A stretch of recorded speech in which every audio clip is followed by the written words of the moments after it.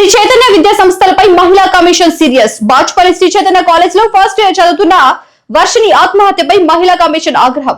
December 10న వ్యక్తిగతంగా హాజరు కావాలంటూ సమన్ జారీ చేసిన మహిళా కమిషన్ చైర్పర్సన్ నేరెళ్ల శారద.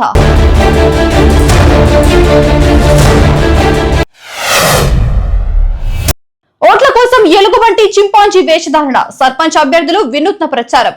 హన్మకొండ జిల్లా నేరెళ్లలో కోతుల బెడద ఎక్కువ. తమను గెలిపిస్తే గ్రామంలో కోతుల సమస్యను శాశ్వతంగా పరిష్కరిస్తామని హామీ.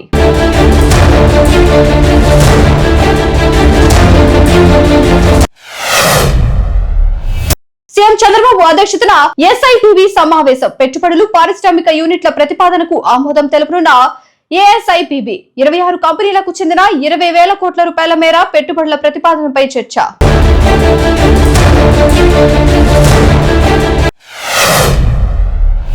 లేబుళ్లు లేని మద్యం ఇంటింటికి సరఫరా. కృష్ణా జిల్లా పెడన నియోజకవర్గంలో లేబుళ్లు లేని అక్రమ మద్యం దందా కలకలం. మద్యాన్ని ఇంటింటికి నేరుగా సరఫరా చేస్తున్నట్లు తెలుస్తోంది. అక్రమ మద్యాన్ని సరఫరా చేసే వారిపై కఠిన చర్యలు తీసుకోవాలని స్థానికులు డిమాండ్.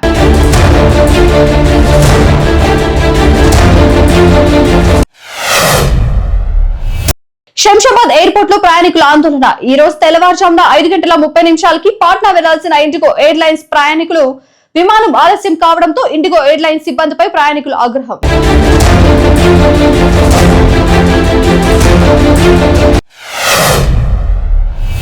ఇస్లాంపూర్ చౌరస్తాలో రోడ్డు విస్తరణకు కూల్చివేతలు. మియాపూర్ సంగారెడ్డి రూట్ లో ముంబై జాతీయ రహదారి విస్తరణలో భాగంగా దుకాణ సముదాయాలను తొలగిస్తున్నారు. 100 ఫీట్ల రోడ్డు విస్తరణకు అడ్డంగా ఉన్న నిర్మాణాలపై చర్యలు తీసుకుంటుండగా డీఎస్పీ ప్రభాకర్ పర్యవేక్షణలో బందోబస్తు ఏర్పాటు.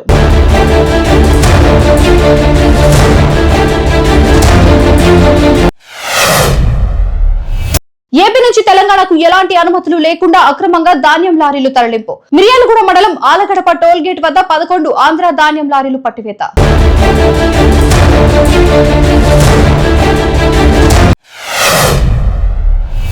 ఓవర్ బ్రిడ్జ్ వద్ద చిరుతపులి. ఆసిఫాబాద్ జిల్లాలో సిర్పూర్ మండలం వేంపల్లి రైల్వే ఓవర్ బ్రిడ్జ్ వద్ద పరుగులు పెడుతూ కనిపించిన చిరుతపులిని చూసి భయాందోళనకు గురైన వాహనదారులు.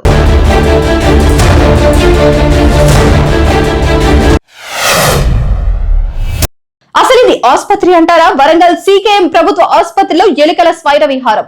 పసిపిల్లలను బాలింతలు గాయపరుస్తున్న ఎలుకలు. గతంలో ఎలుకల దాడిలో పిల్లలు తీవ్ర అనారోగ్యానికి గురైన అధికారులు ఎలాంటి చర్యలు తీసుకోలేదని మండిపడుతున్న పేషెంట్ బంధువులు.